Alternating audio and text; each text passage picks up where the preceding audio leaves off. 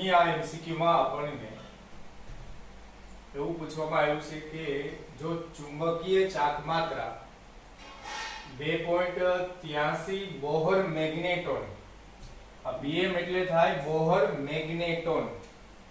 Bohr મેગ્નેટોન એટલે કે Bohr નામના વૈજ્ઞાનિકે આ ચુંબકીય ચાકમાત્રા શોધવા માટે એક સૂત્ર આપ્યું હતું અને એ સૂત્ર કંઈક એ રીતે છે: μ √n n+2 બોહર મેગ્નેટોન BM.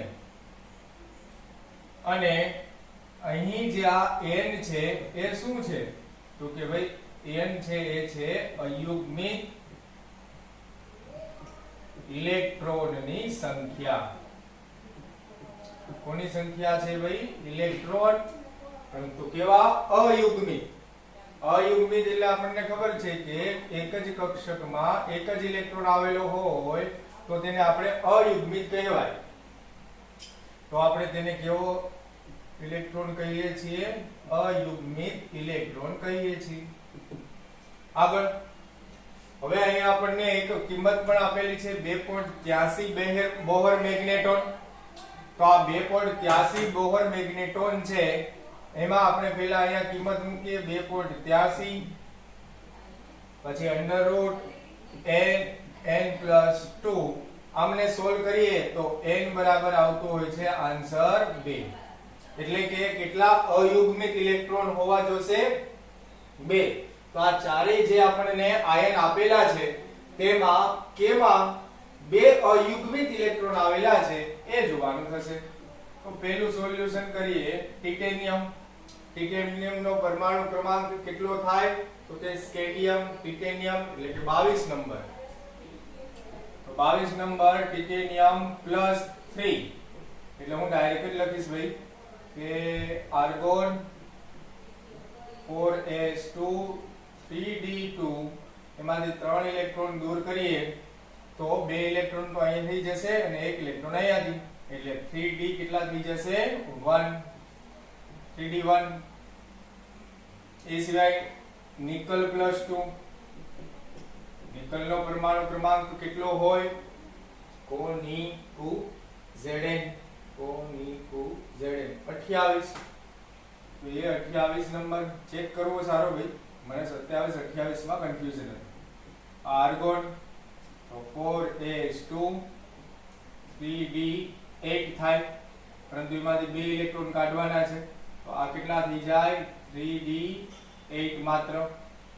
એ સિવાય ક્રોમિયમ +3 જે 24 હોય છે અને અપવાદ પણ હોય છે. Argon 4s1 3d5. એમાંથી 3 ઇલેક્ટ્રોન કાઢવાના છે તો 1 ઇલેક્ટ્રોન અહીંયાથી, 2 ઇલેક્ટ્રોન અહીંયાથી, એટલે કે 3d5 માંથી હજી 2 ઇલેક્ટ્રોન જશે તો એ થઈ જાય 3d3. પછી મેંગેનીઝ +2. મેંગેનીઝ હોય છે 25. આર્ગોન 4s2 3d5 હોય છે પરંતુ +2 એટલે કે 2 ઇલેક્ટ્રોન દૂર થશે અને 2 ઇલેક્ટ્રોન દૂર થાય એટલે માત્ર વધે 3d5.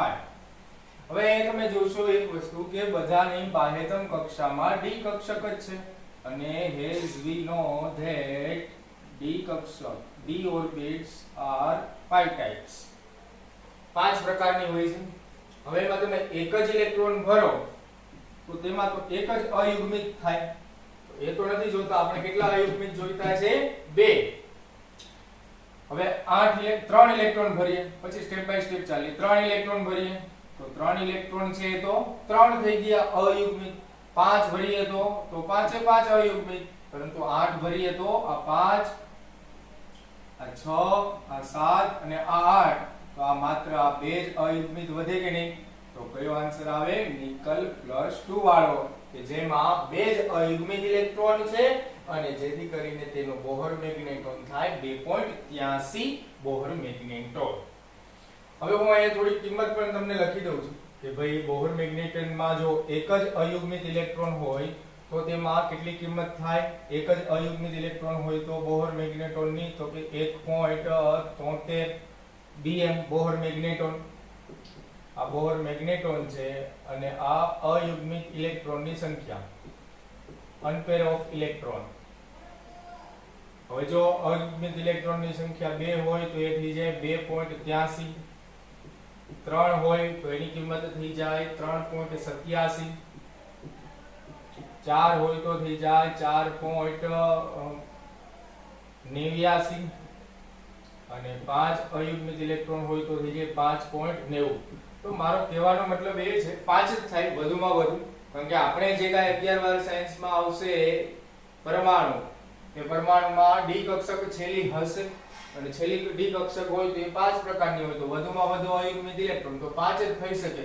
પરંતુ એના બદલે જો F કક્ષકમાં પણ આવેલું હોય, પૂછેલું હોય આપણને તો આવડે 6 ની કિંમત અહીંયા મૂકો, અંડરરૂટ કરો, વર્ગમૂળ શોધો તો આમ જવાબ મળી જાય. પણ મોટા ભાગે 5 સુધીના હોય છે.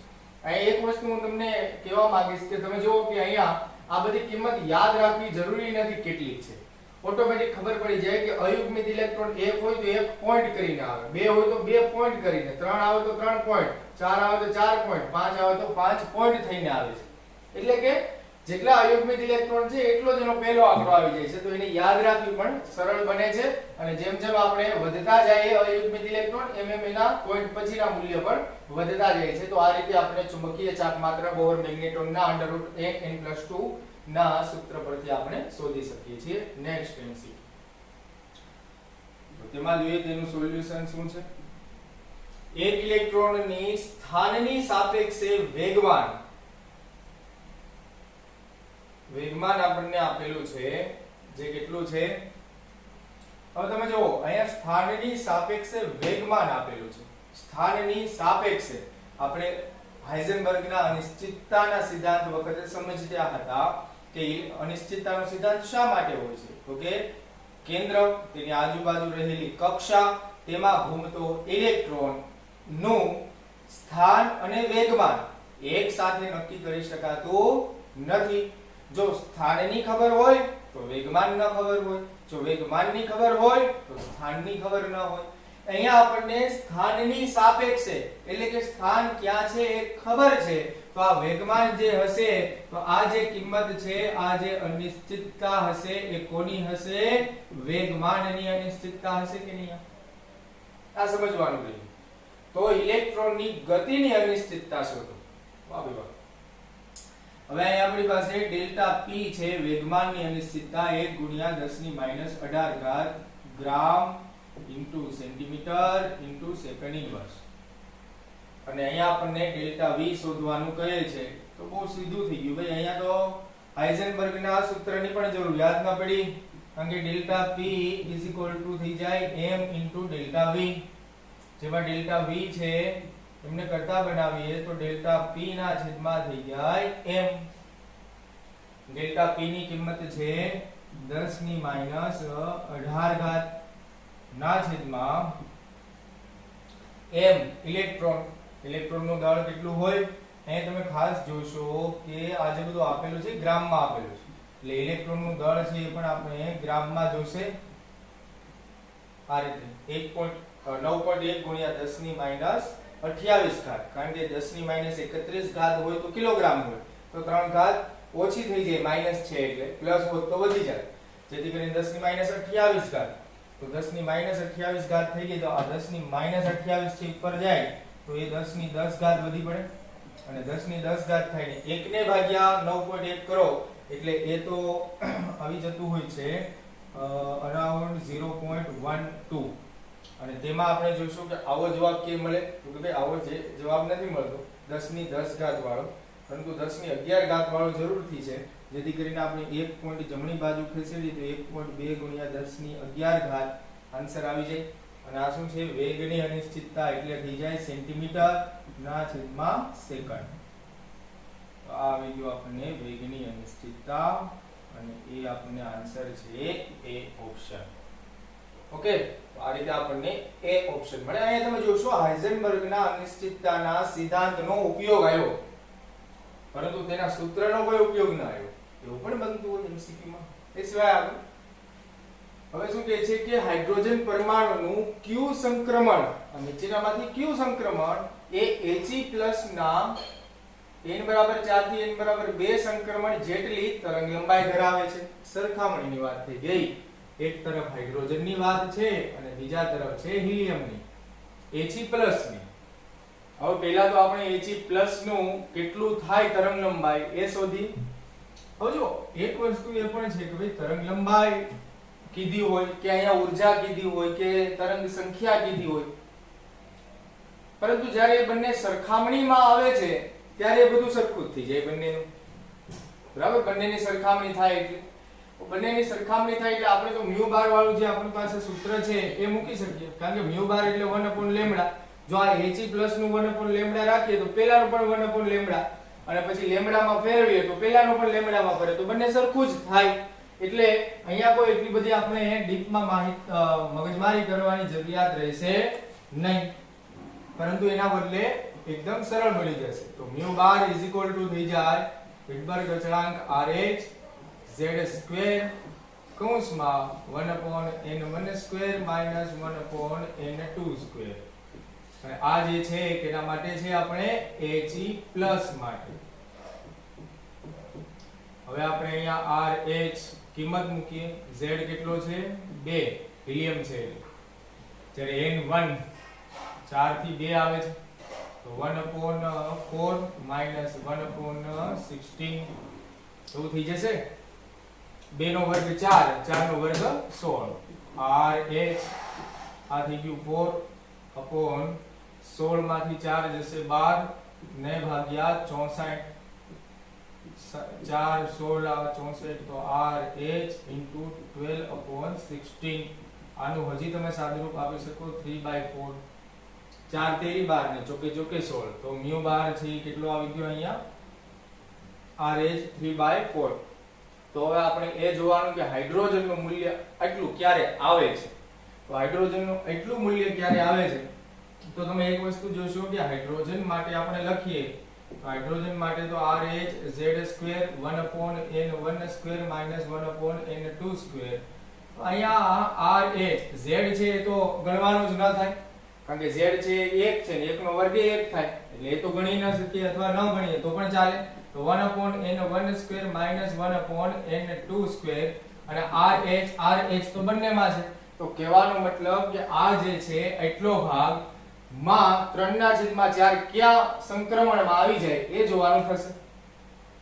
તો તમે જુઓ 4 થી 2 માં તો નહીં થાય, કારણ કે 4 થી 2 માં તો 12/64 આવે છે, એ તો આપણી સામે જ છે, તો એ તો નહીં થાય. પછી 3 થી 2 માં તો 3 થી 2 માં એટલે 9 આવે, 9 માંથી 4 કાઢશો તો 5 થાય, અને 5 ને ભાગ્યા થઈ જાય 9 ચોક 36. તો 5 ને ભાગ્યા 36 તો એનો કોઈ મેળ ન પડે, એમાં કઈ છેદી ન ઉડે. 2 અને 1 માં તો એમાં લાગે છે થોડું. 2 અને 1 માં 2 ને 1 માં કઈ રીતે? તો કે આ 1/1 માઈનસ 1/4, એટલે 4 માંથી 1 ગયા 3 અને 3 ને ભાગ્યા 4. તો આ આવી ગયું હાઇડ્રોજન માટેનું જે હિલિયમ જેટલું જ છે. તો કયું સંકરણ મૂક્યું? 2 અને 1 વાળું, એટલે કે n બરાબર 2 થી n બરાબર 1 માં એ બંનેની તરંગ લંબાઈ સરખી થતી હશે. આન્સર આવે C ઓપ્શન 2 to 1. આ રીતે MCQ આપણે સોલ્વ કરી શકીએ. Option number C is correct.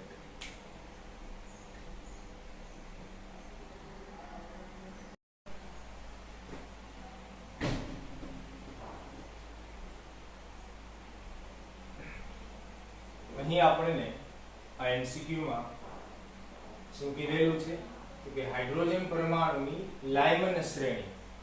લાયમન શ્રેણી એટલે કે પ્રથમ શ્રેણી, એટલે કે જે કાંઈ ઉર્જા સ્તર હોય તેમાંથી ઇલેક્ટ્રોન કોઈ પણ ઉર્જા સ્તરમાંથી જો n બરાબર 1 માં આવે તો એ જે શ્રેણી ઉદ્ભવે છે, એ જે રેખા હોય છે તેને લાયમન શ્રેણી તરીકે ઓળખાય છે. તો એ પ્રથમ થઈ. લાયમન શ્રેણીની પ્રથમ રેખાની તરંગ લંબાઈ. પ્રથમ રેખાની તરંગ લંબાઈ એટલે કે ઇલેક્ટ્રોન છે ક્યાંથી ક્યાં ગયો ભાઈ? તો કે n બરાબર 2 થી n બરાબર 1 માં જ આવી ગયો. આ જ થઈ જાય લાયમન શ્રેણી, કારણ કે 1 માં આવ્યો, અને આ જ એમની થઈ જાય પ્રથમ રેખા. આ જ એમની શું થઈ જાય? પ્રથમ રેખા. n બરાબર 2 માંથી 1 માં આવ્યો ત્યારે તેની તરંગ લંબાઈ, રેખાની તરંગ લંબાઈ 1216 એંગસ્ટ્રોમ છે. ત્યારે તેની તરંગ લંબાઈ લેમ્બડા કેટલી છે એવું કે છે 1216 એંગસ્ટ્રોમ છે. એંગસ્ટ્રોમ માં છે. જો સોડિયમ ધાતુનું 10 વખત આયનીકરણ થાય, આ કોનું છે હાઇડ્રોજન પરમાણુનું. હવે કે છે કે સોડિયમ ધાતુનું 10 વખત આયનીકરણ થાય. હવે 10 વખત આયનીકરણ થાય એટલે એનો મતલબ થાય કે તે એક આયનીકરણ એટલે એક ઇલેક્ટ્રોન દૂર થવો. તો 10 વખત તો 10 ઇલેક્ટ્રોન દૂર થાય. હોય કેટલા 11, તો 10 જાય તો એક એવું બની જાય Na+10.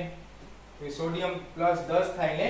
આવું શક્ય નથી, પરંતુ વિચારી જરૂરથી શકાય. બરાબર છે. પ્રેક્ટિકલી આ શક્ય નથી, પરંતુ વિચારી જરૂરથી શકાય. 10 વખત આયનીકરણ થાય તો તેની આ જ રેખા, એટલે કે આની આ જ રેખા n = 2 થી n = 1 માં આ જ રેખાની તરંગ લંબાઈ કેટલી થાય? તો સોડિયમની આપણે તરંગ લંબાઈ શોધવાની છે. Na+10 ની લેમ્ડા શોધવાની છે, તરંગ લંબાઈ શોધવાની. હવે આપણે સૂત્ર મૂકીએ તો સૂત્ર તો યાદ થઈ જાય. તો μ બાર = 1/λ મળી જાય ને. તરંગ સંખ્યા એટલે કે 1/λ હોય. તરંગ લંબાઈનો વ્યસ્ત હોય તરંગ સંખ્યા. તો આ થઈ જાય RH z² મોટો કૌંસ 1/n1² - 1/n2². આવું થઈ જાય.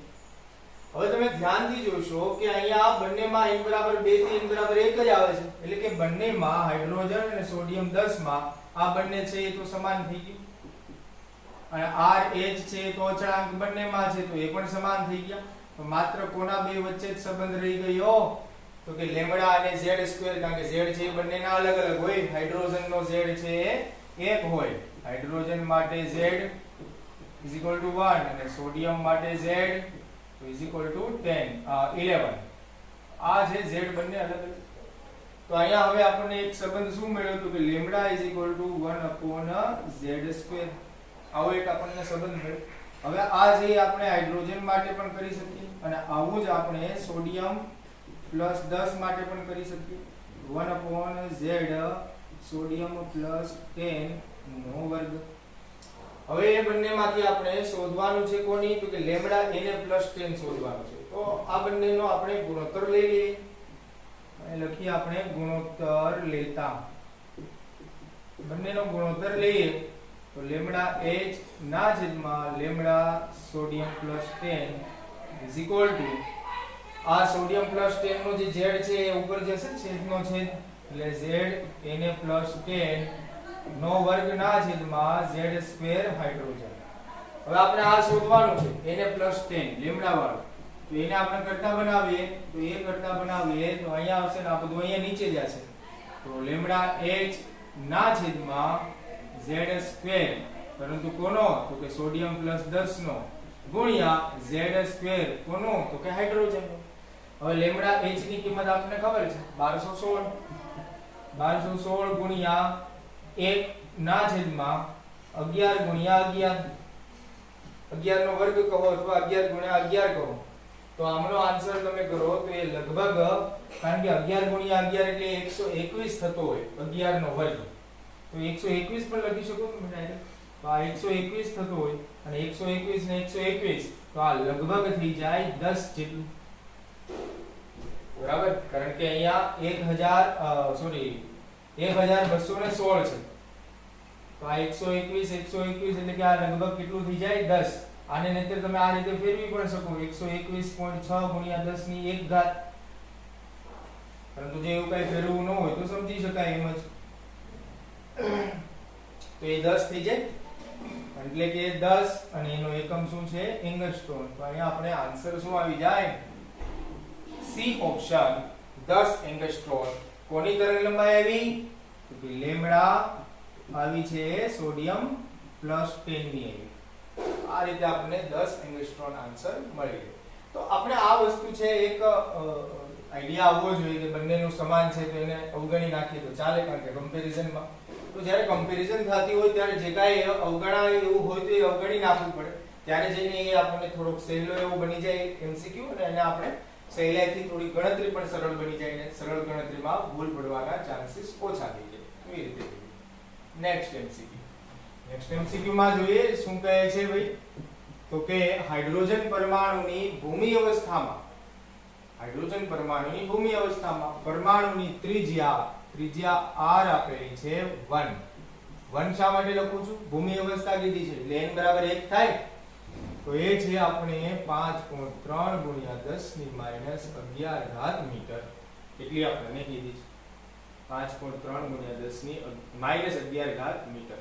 કોઈ એક ઘટનાથી તેની ત્રિજ્યા, હવે કઈ ઘટના થઈ, ઇલેક્ટ્રોન પ્રાપ્તિ કે ઇલેક્ટ્રોન મુક્ત એટલે કે આયનીકરણ એન્થાલ્પી, એ શું થઈ નથી કહેતા, પણ એક ઘટના થઈ જેથી તેની ત્રિજ્યા છે એ ઘટીને થઈ ગઈ, આને હું rn કહું, 21.2 ગુણ્યા 10 ની માઈનસ 11 ઘાત મીટર થઈ ગઈ. તો હવે આપણને અહીંયા શોધવાનું કે છે તો મુખ્ય ક્વોન્ટમ આંક એટલે કે કેટલામી કક્ષામાં એ હશે એ આપણને શોધવાનું કે છે. તો ચાલો જી ભાઈ એ આપણે શોધીએ ભાઈ કેટલામી કક્ષામાં હશે.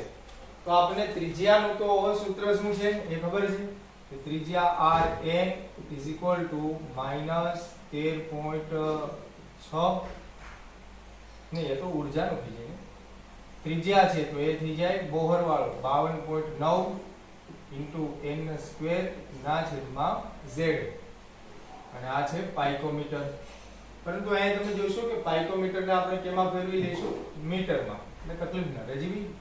અને z છે તો હાઇડ્રોજન માટે છે તો z ને પણ અવગણી નાખી, કારણ કે હાઇડ્રોજન માટે તો z બરાબર કેટલો થાય? 1. તો હવે આ થઈ જાય n² * 52.9 ગુણ્યા 10 ની માઈનસ 12 ઘાત મીટર. બંને 11 વાળું છે તો આપણે એ 11 વાળામાં ફેરવી દઈએ તો એક ઘાત શું થાય છે તો કે જેવી ઘટે છે, એક ઘાત ઘટે છે એ થઈ જાય 529 ગુણ્યા 10 ની માઈનસ 11 ઘાત મીટર. તો આ તો આવી ગયો rn. હવે અહીંયા આપણને ભૂમિ અવસ્થા માટેની કિંમત કીધેલી છે. સરજીભાઈ આ કોઈ વસ્તુ કરવાની જરૂરિયાત નહીં રહે, આપણી પાસે ભૂમિ અવસ્થામાં કીધેલું છે. ભૂમિ અવસ્થા એટલે કે n બરાબર 1 માટે કીધેલું છે. ભૂમિ અવસ્થામાં r ની કિંમત આપેલી છે 5.3 ગુણ્યા 10 ની માઈનસ 11 ઘાત. ત્યારે આ 52.9 અને આ 1 નો થઈ જાય વર્ગ ના છેદમાં 1 પાઇકોમીટર. એટલે કે આયા આ ક્યારે આવેલી છે તો કે n બરાબર 1 હોય ત્યારે, અને n બરાબર 1 હોય ત્યારે એટલી કિંમત આવે છે. એટલે કે ભૂમિ અવસ્થામાં એટલી કિંમત છે એ આપને ખબર પડી ગઈ. હવે આપણે શું કરવાનું થશે તો કે આ કિંમત છે એ ક્યારે મળશે? એટલે કે 21.2 ગુણ્યા 10 ની માઈનસ 11 ઘાત બરાબર 5.3 ગુણ્યા 10 ની માઈનસ 11 ઘાત મીટર ઇન્ટુ n². મીટર કાઢી નાખો જી ભાઈ. તો આ શું છે? n નો વર્ગ.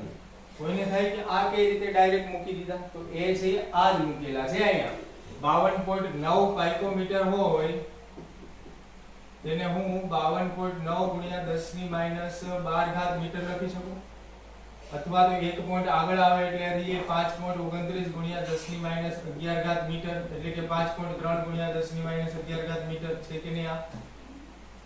આ હવે આપણે અહીંયા n² ને કરતા બનાવીએ તો n² ને કરતા બનાવીએ તો 21.2 ગુણ્યા 10 ની માઈનસ 11 ઘાત ના છેદમાં 5.3 ગુણ્યા 10 ની માઈનસ 11 ઘાત. હવે આ 2 અને આ 3 ને આપણે થોડીવાર માટે અવગણી નાખીએ તો સરળતા માટે 5 ચોક ના 20 અને આ બંને કેન્સલ તો n² = 4 તો n = કેટલું આવશે? 2. તો અહીંયા આપણે મુખ્ય ક્વોન્ટમ આંક કેટલામો બની ગયો? n બરાબર 2. તો આ રીતે પણ આપણે શોધવાનું થાય ને n બરાબર કે 2 એટલે કયો ઓપ્શન થાય? એ ઓપ્શન. તો આપણને આ રીતે જવાબ મળતો હોય છે n બરાબર 2, મુખ્ય ક્વોન્ટમ આંક 2.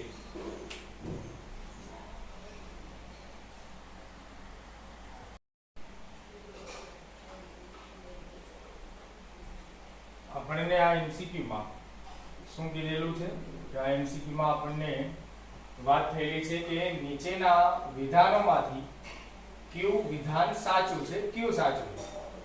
આપણને એક અહીંયા ડાયાગ્રામ આપેલો છે અને તેના આધારિત આપણે MCQ આ સોલ્વ કરવાનો થાય છે. તો ચાલો જીભાઈ જો અહીંયા અહીં ચાર આપણને અલગ અલગ ઓપ્શન આપેલા છે. એક એક ઓપ્શન ને આપણે સોલ્વ કરતા જઈએ. અહીં જે ડાયાગ્રામ આપેલો છે એના વિશે વાત કરી દઉં તો ત્રણ ઊર્જા સ્તર છે E1 E2 E3.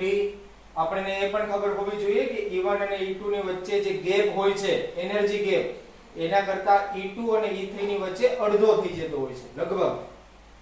તો એ રીતે ઊર્જા સ્તર છે નજીક આવી ગયેલું હોય E3. તો હવે આપણને કહે છે કે આમાંથી કયા વિધાન સાચા છે.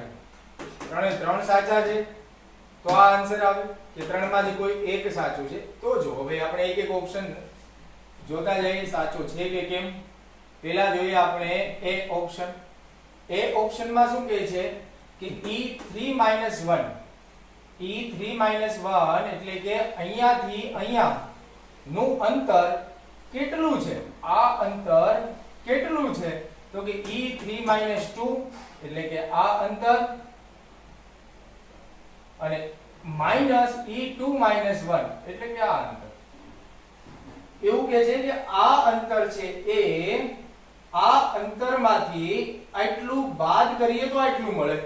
પણ નાનામાંથી એટલું પણ નાનું બાદ કરીએ તો મોટું મળે કે હે જી ગાંડા થઈ ગયા છે ના ભાઈ ના. તો કહેવાનો મતલબ કે જે એ ઓપ્શન છે એ તો ના જ આવે જી ભાઈ. એ તો આપણે ઓપ્શન સાચો તો થશે જ નહીં. હવે જોઈએ બી ઓપ્શન. બી ઓપ્શન છે તેમાં આપણને બધા લલચાઈ જાય છે. તેમાં શું થાય છે કે સીધે સીધું λ3 = λ2 + λ1. તો આપણને સીધું દેખાય હા ભાઈ આ λ3 છે આ λ2 છે આ λ1 છે તો તે થઈ ગયું. પણ યાદ રાખો આ જે ક્રમ હોય ઊર્જાના હોય અને ઊર્જા અને લેમ્ડા છે એ એકબીજાથી વ્યસ્ત પ્રમાણમાં હોય. તો જે રીતે ઊર્જાના ક્રમ હોય એ જ રીતે લેમ્ડાને આપણે ન જોઈ શકીએ. તો કહેવાનો મતલબ કે આ વિધાન પણ કેવું થાય ખોટું. જો એને વધારે આપણે ડીપમાં સમજવું હોય તો આ રીતે સમજી શકીએ કે આ જરૂરથી થાય કે E3 = E2 + E1. આટલું મૂલ્ય કેટલું કોની જેટલું તો કે આટલું અને આ એ બંનેના સરવાળા જેટલું. હવે અહીંયા આપણે સૂત્ર મૂકીએ hc/λ1 = hc/λ2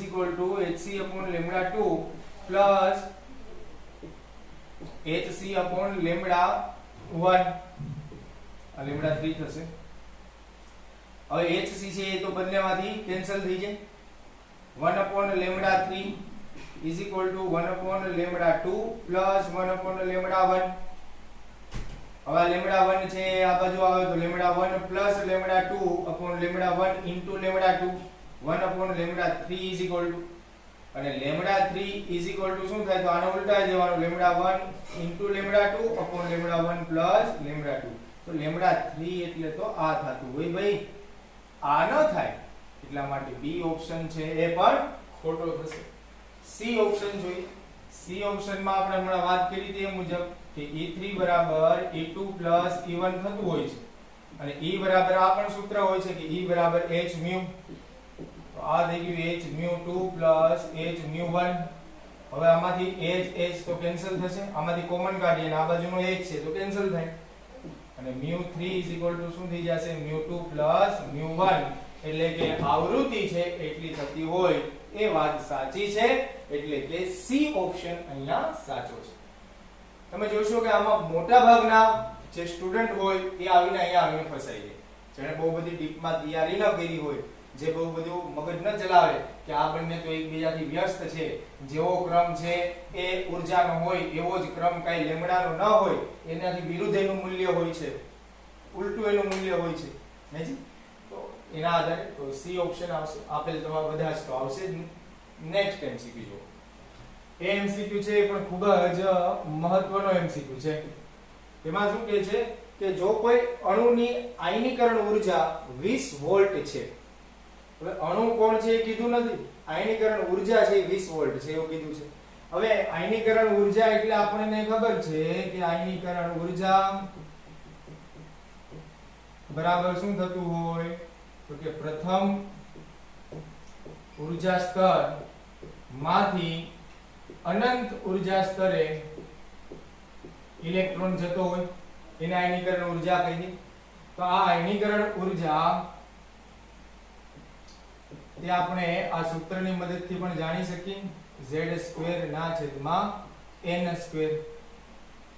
હવે આપણી પાસે આયનીકરણ ઊર્જા કેટલી છે તો કે 20 -13.6 z² ના છેદમાં, હવે તમે જુઓ કે ક્યાંથી ક્યાં જતી હોય છે પ્રથમ ઊર્જા સ્તરમાંથી, તો પ્રથમ ઊર્જા સ્તર એટલે કે n બરાબર 1 થી n બરાબર n સુધી, તો n બરાબર 1 મૂકીએ તો 1 નો વર્ગ થઈ જાય.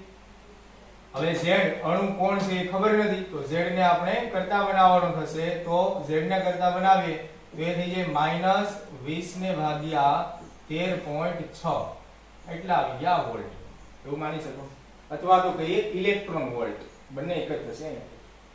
તો z² બરાબર -20 ને ભાગ્યા 13.6 વોલ્ટ. હવે શું કહે છે આગળ, તો તેની પ્રથમ ઉત્તેજિત અવસ્થાની ઊર્જા શોધો. હવે પ્રથમ ઉત્તેજિત અવસ્થા એટલે આપણને ખબર છે કે 1 થી ક્યાં ગયો હોય ઇલેક્ટ્રોન 2, પહેલા ઊર્જા સ્તરથી ઇલેક્ટ્રોન ક્યાં ગયો હોય બીજા ઊર્જા સ્તરમાં. તો હવે એમને આપણે ઊર્જા શોધીએ કે E2 - E1 હવે E2 એટલે કે હું જો અહીંયા મૂકું છું, અથવા તો લ્યો જો થોડુંક આપણે વધારે કરીએ E2 અને E1, કારણ કે બંને વચ્ચેનો તફાવત શોધવાનો છે, ઊર્જા શોધવાની છે. તો E2 એટલે શું થાય આ સૂત્ર પરથી, તો કે -13.6 z² ના છેદમાં 2 એટલે 2 નો વર્ગ કેટલો થાય 4, અને E1 એટલે શું થઈ જાય તો કે -13.6 z² ના છેદમાં 1, 1 નો વર્ગ તો 1 જ થાય, n બરાબર આ E2 એટલે n બરાબર કેટલા આવશે 2, અને 2 નો વર્ગ કેટલો થાય 4. હવે હું આ લખી શકું કે E2 - E1 બંનેમાંથી 13.6 ને હું કોમન કાઢી દઉં તો આ થઈ જાય z² ના છેદમાં 4 માઈનસ z² થઈ જાય, z² ના છેદમાં 4 માઈનસ z². હવે હું આ z² ની કિંમત આ છે અહીંયા મૂકું તો તમે જુઓ શું બની રહેશે -13.6 આ -20 ને ભાગ્યા 13.6 માઈનસ ને ભાગ્યા હજી 4, આ z² ને ભાગ્યા 4 છે અને તેને હજી માઈનસ, અને એ કિંમત પણ માઈનસ છે એટલે કે એમની કિંમત છે 20 ને ભાગ્યા 13.6. તો આ 20 ને ભાગ્યા 13.6 એ તો હું આ જ રીતે લખી શકું, અંશનો છેદ તો છેદમાં જ આવશે જોજિયા, અને આ માઈનસ માઈનસ કેવું થઈ જાય, માઈનસ હતું અને માઈનસ છે તો એ પ્લસ થઈ જાય. હવે તમે જુઓ આ 4 પંચા 20 એટલે કે ઉપર કેટલા રહી જશે 5 રહી જશે. હવે અહીં લખું છું ભાઈ આ -13.6 કૌંસમાં 5 ને ભાગ્યા 13.6 પ્લસ 20 ને ભાગ્યા 13.6 લો જી આવું થઈ જાય. હવે શું કરવાનું થાય તો કે જી ભાઈ E1 છે એ પોતે પણ ઓલરેડી માઈનસ છે, આ માઈનસ જ આવશે, આપણે માઈનસ જ થશે, માઈનસ જ છે તો એ માઈનસ જ રહેશે. હવે એ માઈનસ તે હવે શું થાય 13.6 બંનેમાંથી કોમન નીકળે, 13.6 બંનેમાંથી કોમન નીકળે તો 13.6 કેન્સલ થઈ જાય, તો 5 માઈનસ 20 એટલે આ બંને કેન્સલ થયા, આ માઈનસ તો રહ્યું, આ -15 અને માઈનસ માઈનસ શું થઈ જાય 15 વોટ થઈ જાય. તો કહેવાનો મતલબ કે અહીંયા આન્સર કેટલો થાય, પ્રથમ ઉત્તેજિત અવસ્થાનું મૂલ્ય કેટલું છે ઊર્જાનું 15 વોટ, એટલે આન્સર થશે સી ઓપ્શન 15 વોટ. n બરાબર 1 થી ઇલેક્ટ્રોન n બરાબર 2 માં જવા માટે 15 વોટ જેટલો અથવા તો કહીએ 15 ઇલેક્ટ્રોન વોલ્ટ જેટલી ઊર્જાની જરૂરિયાત રહેતી હોય છે. તો આ રીતે પણ આપણે એને શોધી શકીએ. આન્સર થયો સી ત્રીજું.